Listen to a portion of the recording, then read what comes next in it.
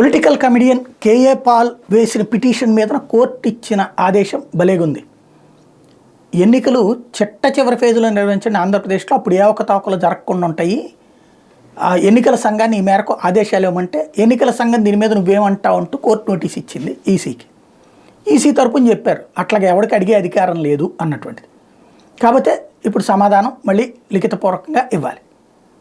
అదేంటో చూడండి అని చెప్పింది ఎన్నికల సంఘం.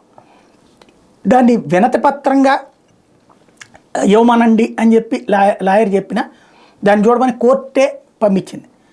అసలు పాయింట్ ఏంటంటే ఎన్నికల్లో ఒకటో ఫేజ్లో చేస్తే లాస్ట్ ఫేజ్లో చేస్తే ఏంటి తేడా? కోర్టులో కూడా కామెడీ నడుపుతున్నాడు ఆయన, కోర్టులను అడ్డుపెట్టి కూడా కామెడీ నడుపుతున్నారు. ఒక కోర్టుకి అధికారం ఉందా ఈ ఎన్నికలు ఈ ఫేజ్లో నిర్వహించు, ఈ ఫేజ్లో నిర్వహించద్దు, ఈ ఫేజ్లో నిర్వహిస్తే అవకతవకలు జరుగుతాయి, ఆ ఫేజ్లో నిర్వహిస్తే అవకతవకలు జరగవని ఓ రాజ్యాంగ వ్యవస్థ ఇంకొక రాజ్యాంగ వ్యవస్థలో జోక్యం చేసుకోవాలంటూ కేఏ పాల్ లాంటి కమెడియన్ పిటిషన్ వేయడం ఏంటో, దాని మీద ఈ అంశాలు ఏంటో అర్థం కాంది.